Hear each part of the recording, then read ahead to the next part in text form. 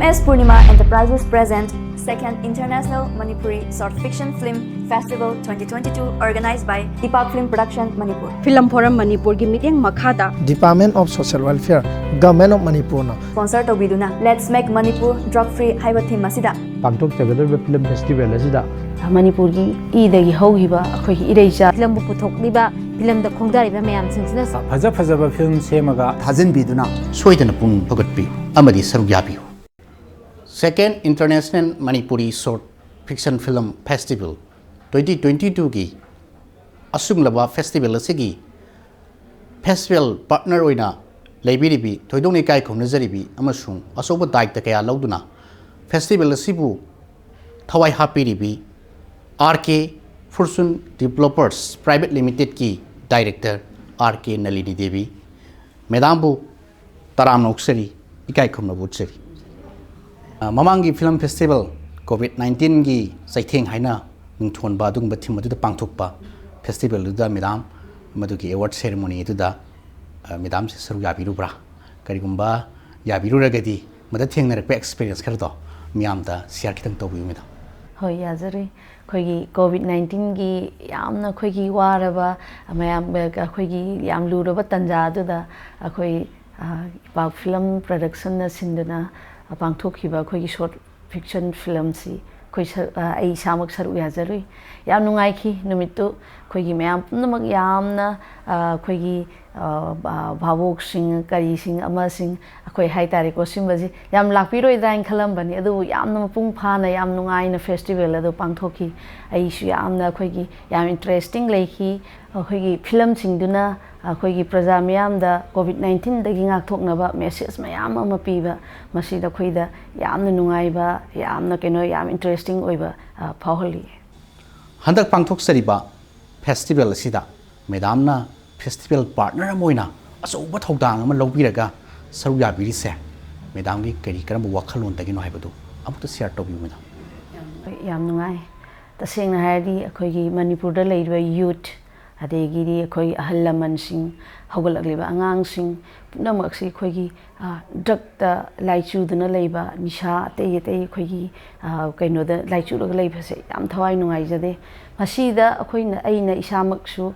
Manipur da leiriba akhoi gi naharol sing hauriba haurakliba miyam sing sipu kanjaning bagi damak aina film festival asida partner ama oina saruk yazabni yamna nungai Maibam asigum laba hauzik aruba tanpham amada leiraba haiba tari Manipur sida lamdam asida drugs free uhin si hedana drug ki asugum laicet asidagi karigum kharadang kan yedana thona utpiraktana adugumba Maibam na thokpirakpase ekhogi maikaidagi yamna nungai je haijaba tare ado Maibam si laksariba ekhogi keno sidagi kitang nathai jaraga Maibam daina hangningba makhak leijei madudi Maibam se khoina sum ujabada film gi producer amasuni aduga playback singer amasuni hoitaje ado Maibam gi film si kayamuk subikrake aduga kari isai si isai makhal kayam sakhrabage hebadu amutang share tobi Maibam hoi yam nungai aigi film si aigi iche khwai ahan iche sarubam binodini na man even novel khogi minok tugi marum dai masigi film se aina yamna angang oida pamja khibagi kaino se khogi mai novel se ina yam nungai na pa khibagi mase ina sar manaw bi em da khogi amuk kaino film script oina itho halaga ai isegi film do kaino to khi khogi puthok chakhi film si novel da di minok tugi marum da haire adu film si minok tugi marum da ji khogi kaino ma khogi moigi film forum kaino gi da khogi maming sim leram da aron ba wari na khogi ama onthoga asmaina puthok chei sada gasai gi isu angang oi dei sei sau se am pam jarakani na khoi film sida ka hai tare ko film sida isu balaga suraj gana ek toraga isu isei ma saksakhi hojik su ai film ani puthoke na tharang tawjeri film amadi ai khoi gi ise ahan je sina ibiba ahan bagi novelist S binodini sina ibiba adusni hingshina loiding aina ꯑꯀꯣꯟꯕꯒꯤꯁꯤꯅ ꯃꯤꯔꯥꯕꯥꯏ ꯆꯅꯨꯒꯤ ꯐꯤꯂꯝꯁꯤꯗꯤ after ꯑꯩꯈꯣꯏꯒꯤ ꯂꯥꯛꯂꯤꯕ general ꯏꯂꯦꯛꯁꯟꯁꯤꯒꯤ ꯃꯇꯨꯡꯗ ꯅꯝꯕ ꯍꯧꯖꯔꯒ ꯁꯣꯏꯗꯅ ꯄꯨꯊꯣꯛꯆꯔꯒꯅꯤ ꯃꯌꯥꯝꯗ ꯁꯤꯟꯅꯖꯔꯒꯅꯤ ꯍꯥꯏꯅ ꯊꯥꯖꯕꯁꯨ ꯊꯝꯖꯔꯤ ꯌꯥꯝ ꯅꯨꯡꯉꯥꯏꯖꯩ ꯃꯦꯗꯥꯝꯅ ꯃꯅꯤꯄꯨꯔ ꯐꯤꯂꯝꯒꯤ ꯏꯟꯗꯁꯇ꯭ꯔꯤꯁꯤꯗ ꯆꯪꯕꯤꯔꯛꯇꯅ ꯑꯆꯧꯕ ꯊꯧꯗꯥꯡ ꯀꯌꯥ ꯑꯃ ꯂꯧꯕꯤꯔꯝꯕꯁꯤ ꯉꯁꯤ ꯈꯪꯖꯕꯗ ꯑꯗꯨꯛꯀꯤ ꯃꯇꯤꯛ ꯅꯨꯡꯉꯥꯏꯕ ꯐꯣꯡꯗꯣꯛꯆꯔꯤ ꯍꯥꯏꯇꯥꯔꯦ ꯑꯗꯨ ꯃꯇꯨꯡꯗꯁꯨ ꯃꯦꯗꯥꯝꯒꯤ ꯐꯖꯕ ꯐꯤꯂꯝꯁꯤꯡ ꯃꯤꯌꯥꯝꯗ ꯈꯨꯗꯣꯜ ꯇꯧꯕꯤꯔꯛꯀꯅꯤ ꯍꯥꯏꯕꯒꯤ ꯋꯥꯈꯜꯂꯣꯟꯗꯨ ꯊꯝꯖꯒꯦ ꯑꯗꯨꯒ ꯅꯨꯄꯤ ꯂꯛꯇ ꯍꯥꯏꯕ ꯇꯥꯔꯦ ꯌꯥꯝꯅ ꯃꯦꯗꯥꯝꯅ ꯑꯆꯧꯕ ꯊꯧꯗꯥꯡ ꯑꯃ ꯂꯧꯕꯤꯗꯅ ꯅꯨꯄꯤꯒꯤ ꯃꯔꯛꯇ ꯑꯆꯧꯕ ꯐꯤꯗꯥ ꯑꯃ ꯑꯩꯈꯣꯏ ꯄꯥꯏꯕꯤꯔꯝꯕ ꯑꯩꯈꯣꯏꯒꯤ ꯃꯥꯏꯀꯩꯗꯒꯤ ꯍꯟꯅ ꯊꯥꯒꯠꯆꯕ ꯐꯣꯡꯗꯣꯛꯆꯔꯤ ꯌꯥꯏꯐ ꯃꯪꯒꯣꯜ ꯄꯤꯖꯔꯤ ꯑꯗꯣ ꯃꯦꯗꯥꯝ ꯑꯔꯣꯏꯕ ꯑꯣꯏꯅ ꯍꯟꯗꯛꯀꯤ ꯐꯦꯁꯇꯤꯚꯦꯜ ꯑꯁꯤꯒ ꯃꯔꯤ ꯂꯩꯅꯅ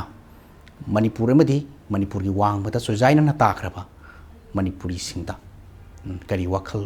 ꯑꯗꯨꯒ ꯀꯔꯤ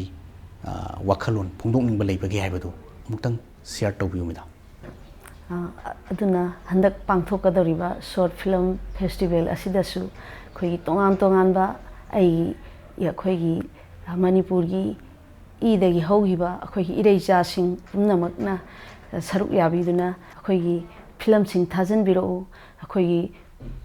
ꯗ꯭ꯔꯛꯇ ꯂꯥꯏꯆꯨꯗꯨꯅ ꯃꯥꯡꯈꯤꯒꯗꯧꯔꯕ ꯑꯩꯈꯣꯏꯒꯤ ꯃꯅꯤꯄꯨꯔꯁꯦ ꯑꯃꯨꯛꯇꯗꯤ ꯀꯟꯃꯤꯟꯅꯁꯤ ꯍꯥꯏꯗꯨꯅ ꯑꯩꯅ ꯃꯌꯥꯝ ꯄꯨꯝꯅꯃꯛꯇ ꯄꯥꯎꯖꯦꯟꯖꯔꯤ ꯁ꯭ꯔꯤ ꯃꯦꯗꯥꯝꯕꯨ ꯀꯥꯎꯕꯤꯔꯒꯅꯨ second international Manipuri short fiction film festival 2022 ꯑꯁꯤꯗ ꯑꯗꯣꯝꯒꯤ ꯃꯃꯜ ꯌꯥꯝꯂꯕ ꯂꯝꯗꯝ ꯑꯁꯤꯒꯤ ꯃꯌꯥꯏ ꯀꯥꯔꯕ ꯆꯤꯟꯖꯥꯛꯅ ꯉꯥꯎꯁꯤꯟꯅꯈ꯭ꯔꯕ ꯑꯩꯈꯣꯏꯒꯤ ꯃꯤꯌꯥꯝ ꯑꯁꯤꯕꯨ ꯃꯤꯌꯥꯝꯒꯤ ꯄꯨꯟꯁꯤꯗ ꯑꯃꯨꯛ ꯍꯟꯅ ꯍꯟꯖꯤꯜꯂꯛꯅꯕ ꯍꯣꯠꯅꯕꯗ ꯑꯗꯣꯝꯒꯤ ꯐꯤꯂꯝ ꯑꯗꯨꯅ ꯁꯣꯏꯗꯅꯃꯛꯀꯤ ꯑꯆꯧꯕ ꯊꯧꯗꯥꯡ ꯂꯧꯕꯤꯒꯅꯤ ꯈꯜꯂꯤ ꯃꯤꯌꯥꯝ ꯄꯨꯝꯅꯃꯛꯅ ꯀꯥꯎꯕꯤꯔꯒꯅꯨ ꯁꯨꯞꯅꯒꯤ ꯑꯇꯦꯟꯕ ꯃꯤꯅꯠ 3ꯗꯒꯤꯅ 5 ꯁꯥꯡꯕ ꯐꯤꯂꯝ ꯑꯗꯨꯅ ꯑꯩꯈꯣꯏꯒꯤ ꯂꯝꯗꯝ ꯑꯁꯦ ꯀꯟꯅꯅꯕ ꯍꯣꯠꯅꯕꯗ ꯑꯆꯧꯕ ꯊꯧꯗꯥꯡ ꯂꯧꯕꯤꯒꯅꯤ ꯄꯨꯝꯅꯃꯛ ꯈꯨꯔꯨꯝꯖꯔꯤ